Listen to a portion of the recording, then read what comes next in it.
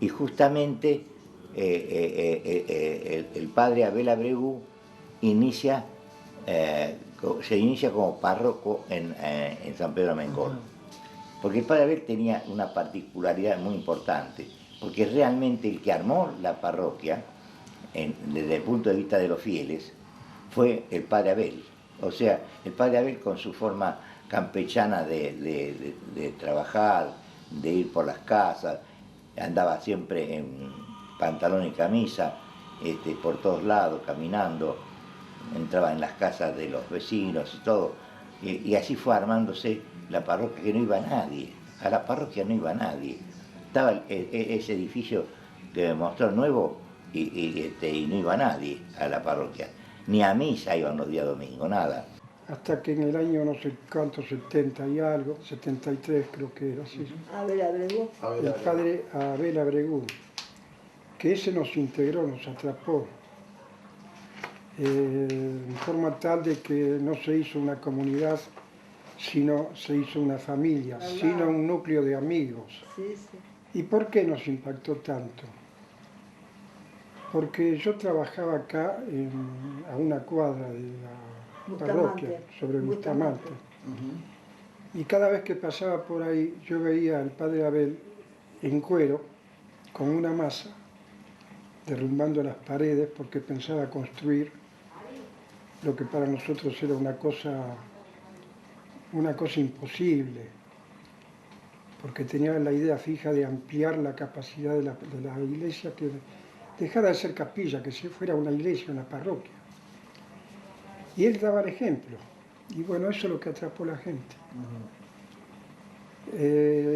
Yo lo voy a nombrar porque la señora vive, y él siempre lo mencionaba cuando estaba vivo, a Osvaldo Alduber. Nosotros venimos a la casa de ellos. Osvaldo Alduber es un hombre que no creía en nadie. Pero ¿qué pasó? Que se acercó a derrumbar la pared también. Y no solo a derrumbarla, sino a levantarla después.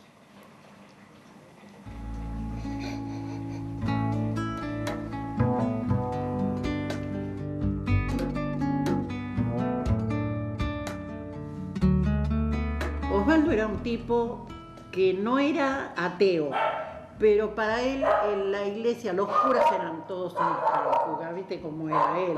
Y directo, ¿no? El último día de misión me dice, no prepares la comida, dice, te voy a acompañar. No, dice, deja que yo quiero ir, dice, porque quiero ver cómo es ese cura que tanto hablan, qué sé yo, haciéndose el agrandado, ¿no? Llegamos, y claro, cuando llegamos, ponían unos bancos donde ahora está el patio, y él escuchaba. Cuando termina la charla, Abel daba el broche de oro. Entonces dice, bueno, dice, para los que quieren vivir una Navidad distinta, dice, los invito. El día 23 va a haber un acto penitencial donde todos pueden venir para vivir una Navidad en paz, qué sé yo, qué sé cuánto. Cuando Abel dijo así, mi marido bajito dice, si yo iba a venir yo tengo que estar 3 días.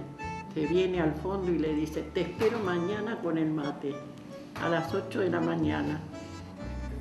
Nos integró a todos, nos hizo una familia, un grupo de amigos. ¿Y con qué se recaudaba? Con la voluntad de la gente.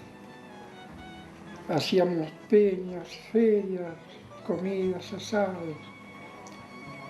Gente que no iban jamás a misa. Un día decidimos ir a escuchar la misa de jóvenes de las 11 en ese lugar tan lejano que era el Horno del Puente.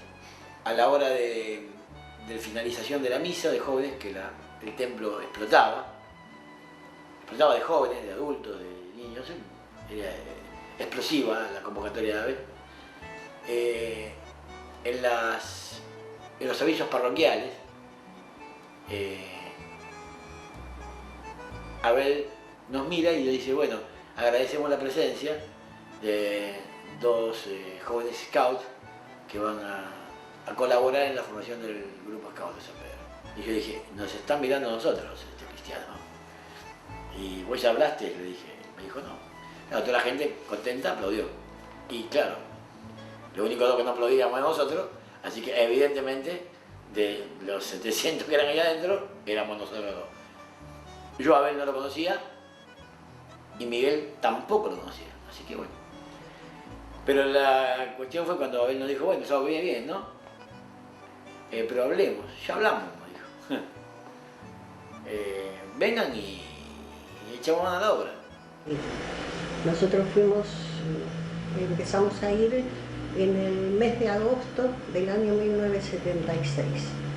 A partir del 20 de agosto, que fue la fecha en que Laureano perdió a su papá, y un día salió a caminar por la calle, sin que nosotros nos diéramos cuenta, se había ido de casa, y llegó hasta la parroquia caminando. Se metió a la parroquia, se sentó delante del Santísimo, se quedó sentado en el piso y a la noche, cuando Abel vino a cerrar el templo, se lo encontró. Y apareció a la mañana siguiente de la mano de un señor que no conocíamos, que traía un paquete de facturas y bueno, venía presentándose como el padre Abel. Y a partir de ahí no se alejó nunca más de la orden mercedaria. De hecho, nosotros comenzamos enseguida a participar de las convivencias que organizaba el padre Abel. Se hacían una vez por mes. Y en la convivencia se hacía la charla prematrimonial, un grupo, porque todo lo que se hacía para que participara la comunidad. Poco a poco después fueron haciendo curso de catequesis y se empezaron a dedicar a las charlas prematrimoniales. Sí, el iniciador de los encuentros, de nuestro encuentro, fue el padre Carlos Gómez. Y empezamos con él en el primer encuentro. Y también por estas cosas de la Virgen, lo último que mi viejo pudo hacer, ya enfermo el año pasado, cuando volvió a vivir acá en Buenos Aires, fue una charla matrimonial en la Basílica Nuestra Señora de los Buenos Aires. Porque en aquella época no había servicio sacerdotal de urgencia. Y venían a las 12 de la noche, a la 1, a las 3 de la mañana a llamarlo. Y después nos enterábamos que él se iba caminando a hacer las cosas, las confesiones o la asistencia a los enfermos. Entonces una persona de esas le regaló un coche que la rectificadora lo único que hizo fue dejárselo en condiciones para usar. Ese fue el primer paso para que tuviera un vehículo, ¿no es cierto? Pero eso es secundario, porque eso se conoce, se trasluce, pero lo que no se conoce y se trasluce es de que cada ladrillo, cada revoque que se hizo ahí, intervinieron gentes que ya no viven. Y lo hicieron de corazón, sin recibir nada más que el premio del Señor. Nosotros tenemos a Santa María, que fue un pilar de la comunidad, a Lodico, no puedo nombrar. Nosotros decíamos a Roberto Santa María, decíamos, los curas pasan, pero Roberto siempre está. Porque viste que con los sacerdotes unos los quieren, otros no los quieren. Viste cómo somos así, ¿no? Unos lo quieren a ese, otro no lo quieren.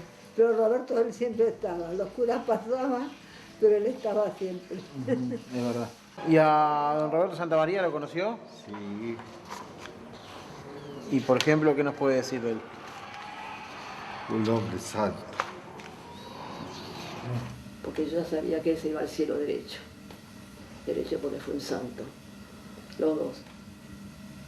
Y un ejemplo de hermanos que es una maravilla. Mi hermano mayor, porque conmigo era tan cariñoso, tan parecía un padre, y el otro que era como si fuera mi hermano mellizo. Nos confiábamos todos. Bueno, y yo no estoy acá para darle gracias a Dios por todo lo que me ha dado. Roberto Santamaría para mí fue un santo conocido verdaderamente. Un hombre que creo que el tono de voz de él queda impregnado en las paredes de San Pedro. Es como la voz de Radio Nacional. era muy característica la voz de él. Yo escuchaba misas dirigidas por otros y no eran la misma. Un hombre muy perseverante, ahí está. Un hombre que porque era mayor, era más manso, pero su convicción no la movía un ápice. Él podía aceptar que un cura le cambie el horario de la misa. Lo que no iba a aceptar es que que no se haga el servicio de la misa. Si no se ponía en la mochila él, creo, y oficiaría la palabra, porque estaba convencido que eso es lo que debía hacer. Sí, bueno, mi nombre es Carlos Alberto Lodico. Soy hijo de don José, como se lo conoció. Primero me gustaría hacer una aclaración, porque es muy común que en la parroquia, sobre todo cuando surge el nombre de mi papá y eso, todo el mundo, hay un gran reconocimiento por él. Cuando hablamos mucho de mi papá, porque surgen las reuniones de amigos y eso, siempre como que queda ahí a la sombra la imagen de mi mamá. Y yo siempre digo que mi viejo pudo ser lo que fue para nosotros, para su familia y para la comunidad, fundamentalmente porque mi mamá fue quien fue, ¿no? Pero bueno, para rescatar a mi mamá, simplemente esa aclaración. En mi familia, o en la familia, yo digo siempre que mi papá, que fue alguien que ni siquiera tuvo una educación formal, porque no fue ni a la escuela, fue para nosotros como nuestra facultad. Hablando en términos de la vida, ¿no? Yo digo que él fue algo así como un sabio. Lo más sencillo que se pudiera ver, porque, qué sé yo, un hombre que no tenía ninguna formación intelectual, nada. Pero, cómo ha luchado con tantos hijos. Y no dejaba la parroquia por nada, y si tenía un error todo el mundo se enteraba porque estaba tan arrepentido. Que era una cosa, era un personaje lógico. Y saborear la vida, gustar la vida, es lo que él tenía claro.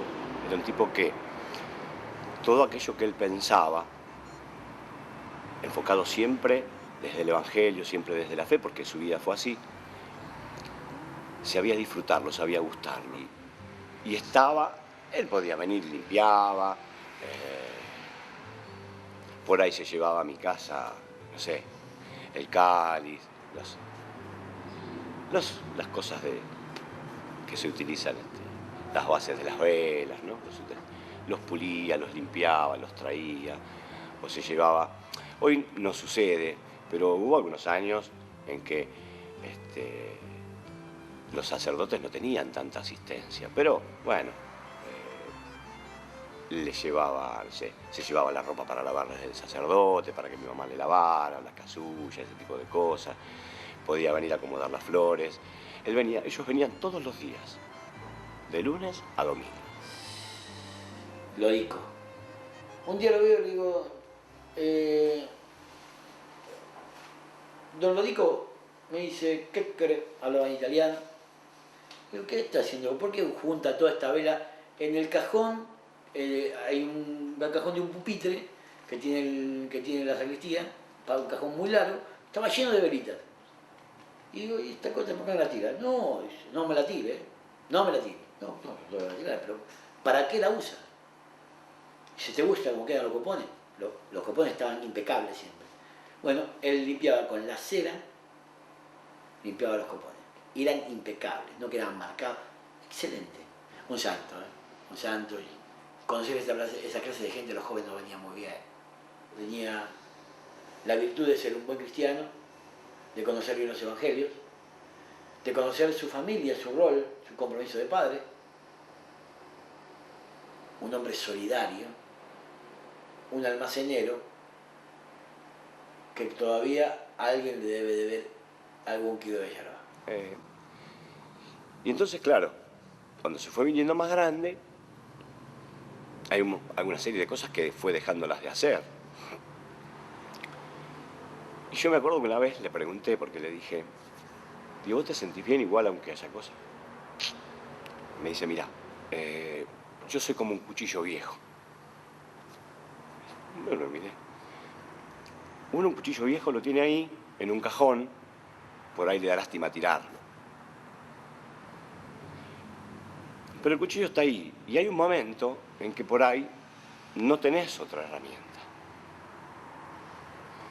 Pero te acordás que tenés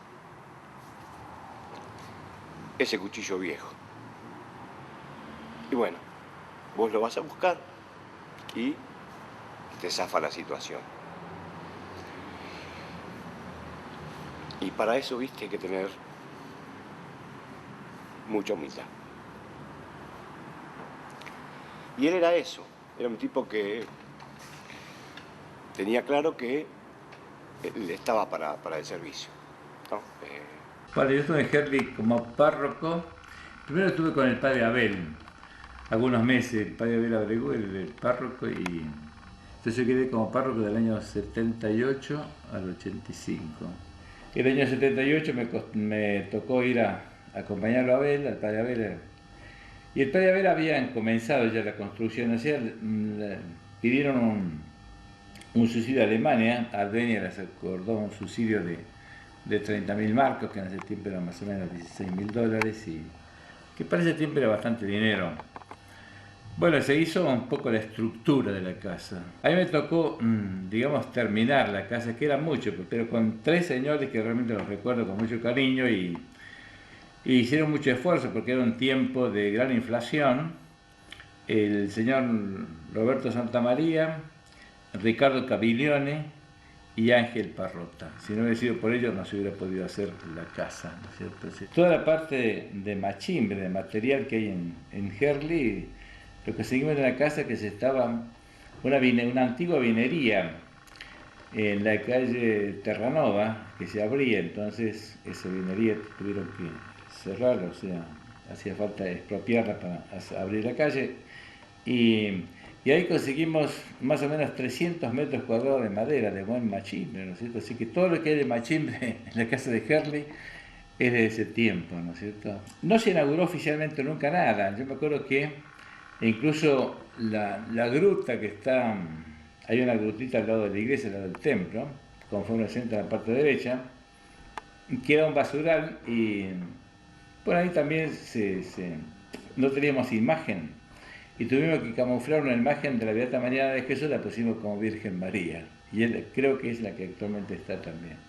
Pero bueno, ahí la gente puede estar esperando el colectivo y puede hacer oración frente a esa grutita, que era una intención nuestra, que mientras la gente esperara, viera la imagen de María ahí. Igualmente el pequeño campanario, Herli no tenía campanas, entonces bueno, se armó el campanario.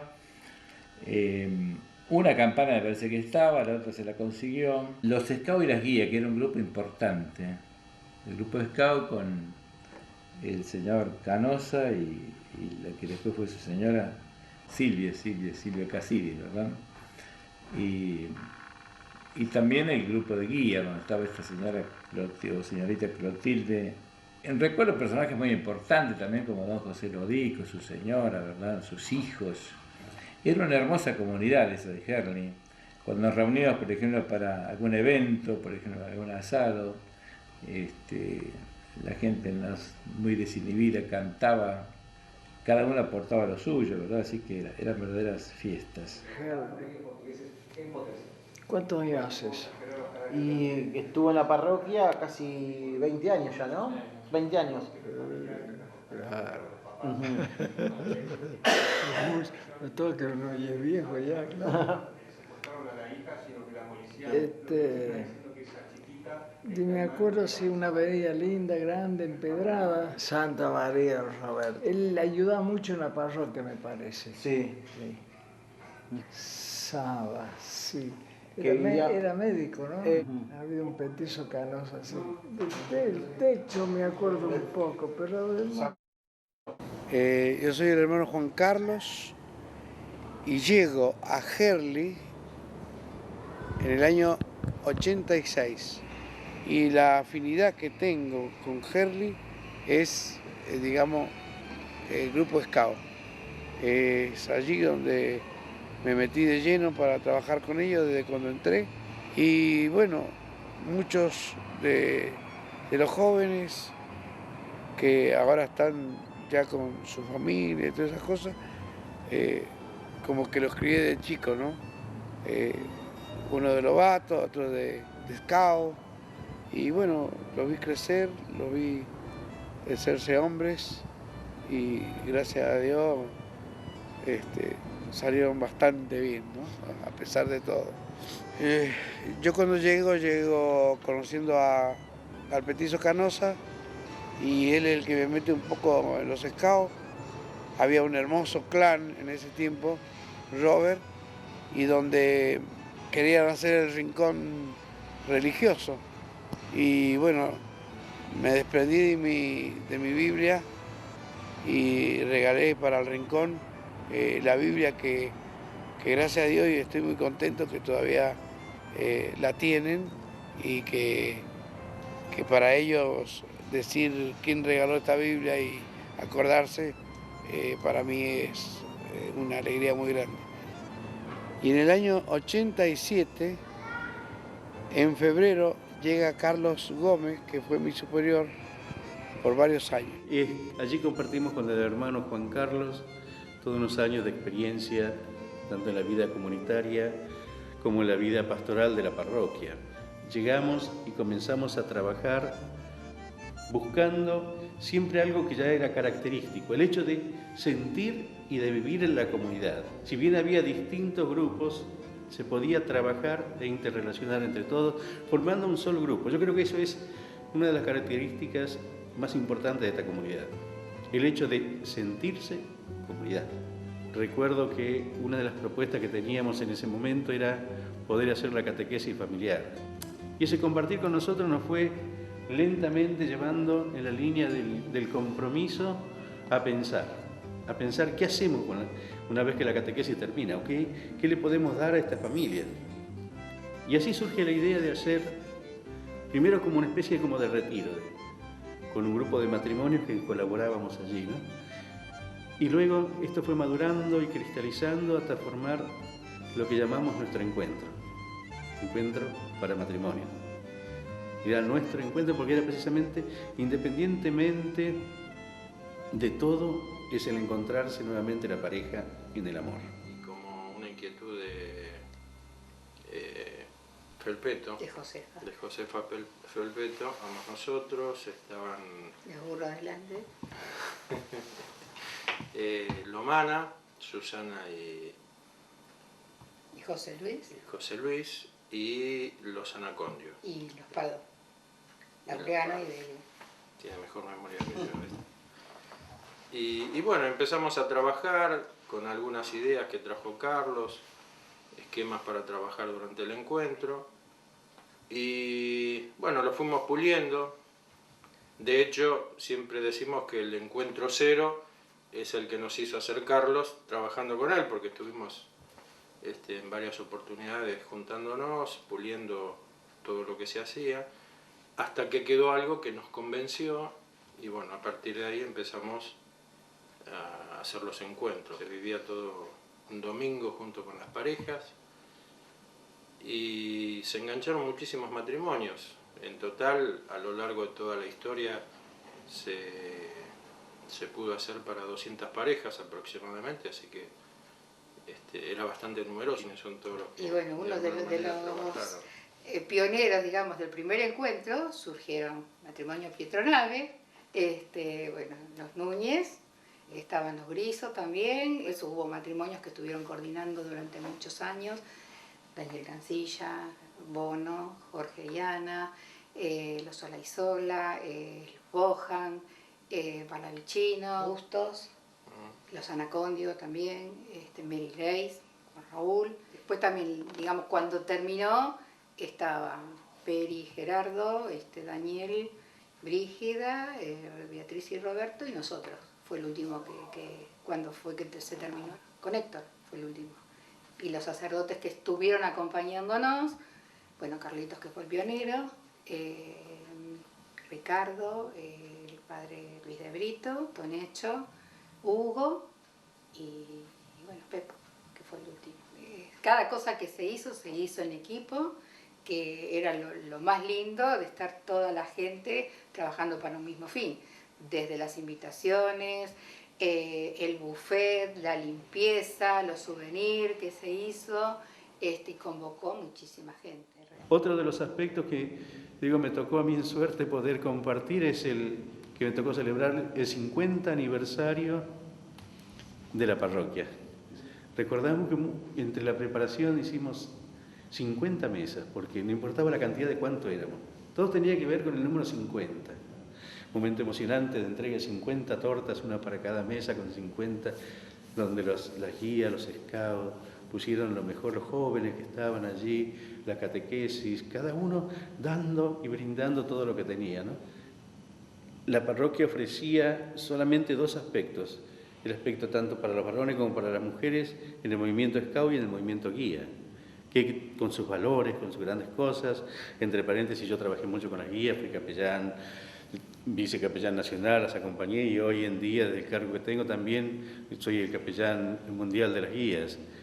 Te puedo hablar del hermano Juan Carlos, que él con su espíritu, su palabra adecuada y con sus ganas de compartir todo, nos enseñaba muchas veces cómo escuchar al otro, porque fue en su momento, en plena juventud, donde a veces nos cuesta mucho escuchar, él nos enseñaba eso, ¿no? A escuchar, que era una manera de servir al prójimo también, el guidismo que llevo dentro hoy por hoy. Mi primera convocatoria fueron las 4M, mis primeros scouts fueron Marchesano, Monte y Montenegro, y Pablo siempre me cuenta que cómo aprendimos, cómo hacíamos nudos. Yo siempre usaba un par de borceguíes y